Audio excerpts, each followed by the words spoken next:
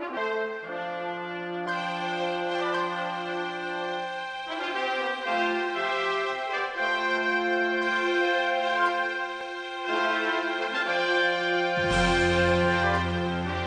ever a time that the tenets of this fraternity have been needed in history, it's got to be today.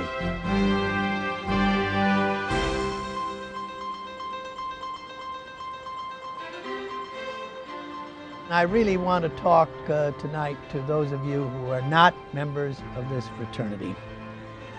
You'll hear references to things like a trestle board, and if you don't know what that is, the trestle board is the architect's board in which he lays out the work for the day that the workmen are to carry out. And anybody who's been in the construction business knows what a trestle board is and the modern version of it.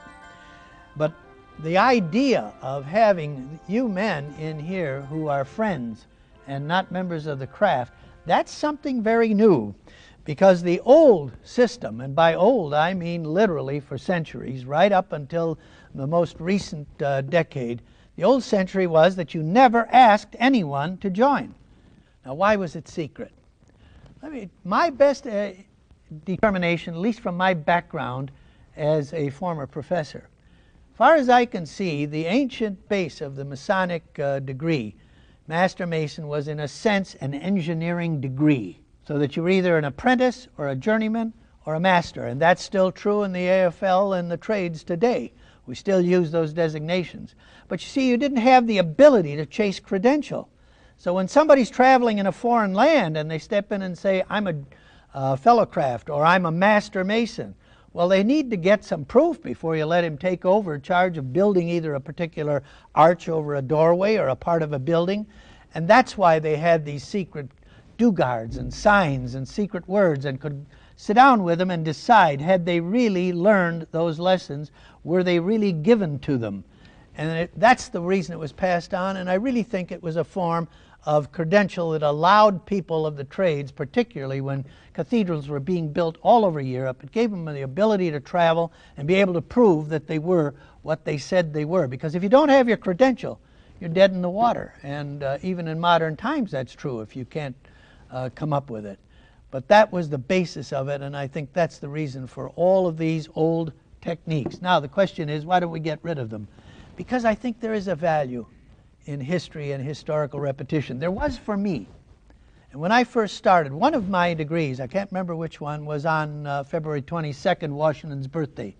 But it was so important to me as a young history scholar that I realized I was now going through exactly the same process as was gone through by George Washington himself at one point when he was raised and eventually became a Master Mason before our American Revolution. And that was important to me to know that I was walking the exact same steps and using approximately the same wording and getting the same kind of learning and teaching as the founding father of our country. Now, the actual stonemasons, these are the people who built all those cathedrals prior to 1700. And they weren't built at one time. If you go to Westminster Abbey, they'll show you the oldest part, 1069, and then every century or so things got added. The same thing is true if you get to the cathedrals in any part of the world. You'll find out when these things were done. But think of all the craftsmen who created that work and their ability, and that they had formed this kind of union, if you will, a kind of guild and a kind of fraternal organization. But all of them were operative, actual stone masons, people who could take stone, shape it properly, and put it in and make it work, and structurally and architecturally it was proper. Now, what happened is, from 1700, we see the end of that period in history, and quite frankly, there are no more great cathedrals being built. Men who were Freemasons, I'll tell you what they were. That meant that they were not tied by indenture or any other thing to some bishop or some cardinal or some prince or some king. They were free. They were free to offer their services to whoever was doing building. And you see, as the cathedrals start reducing in number, these people have got to get on the move to go chasing jobs in order to get employment at the level that they want to be paid, and those were the highest paid craftsmen of the time. They were the Freemasons. And as these lodges began to shrink, it was then that they finally decided, with a decline in the number of craftsmen, and young men were not coming in, and that's when they decided to take in and accept some men of goodwill, and particularly men of status and stature, including the royalty, the people who were in Parliament, for example, in Britain, and elsewhere on the European continent. And that's why today you have the term free and accepted Masons. The free and accepted now are the builders of a different kind of temple. We're not talking about building physical buildings anymore. We're talking about this temple that I'm standing in right here now in front of you, and the one that you're sitting in as you sit out there in front of me. And that's not a new metaphor, that notion that this is the image of God, and it is how we use it, how we share, how we give, how we love one another. And when I think of all those children that the Shrine Hospitals help, that's an act of God, in my opinion. When I think of what's happening now with dyslexic youngsters and what Scottish Rite is doing there, including right in this building with one learning center and another in Madison, and there are now rapidly being built all over the country. What a marvelous thing for this fraternity to be able to do. And it used to do that without ever telling anyone.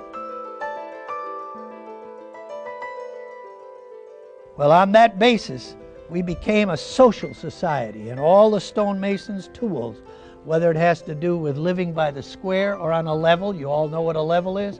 Well, you live on the level. All masons are on the level when they're in a lodge. Maybe not quite all. My brother Woods was in a Masonic club in the Philippines, and after the island was fairly secure, they had a visit from Brother Douglas MacArthur. And he gave them all a speech with his 5 stars up here on the collar about how in this lodge there is no rank and there are no titles. We are all brothers on the level. But my brother said nobody really went up and said, "Doug, old boy, how are you?" and put an arm around. It is true that we do live by the square, and the square is a major tool of the stonemason. We live on the level, we hope. And we know that on that trestle board is the work that's cut out for us for whatever years we've got left ahead of us. There is no religious requirement in this fraternity except one. You cannot be an atheist. And the logic of that is that if you take an oath to whoever your God is, in whatever form you hold God and your beliefs, if you have no such belief that there's any power beyond you in the world, then your oath is no good. You can change it tomorrow. That was the basis of it. And it makes good logical sense to me. But as I look at what's happening now with Muslims and Christians and Jews at each other's throat and about to engage, I think, in a major problem and battle coming up, if there was ever a time that that whole concept of tolerance and diversity, and this nation embodies that concept more than any other nation on the face of the earth. Now, where did this nation get it?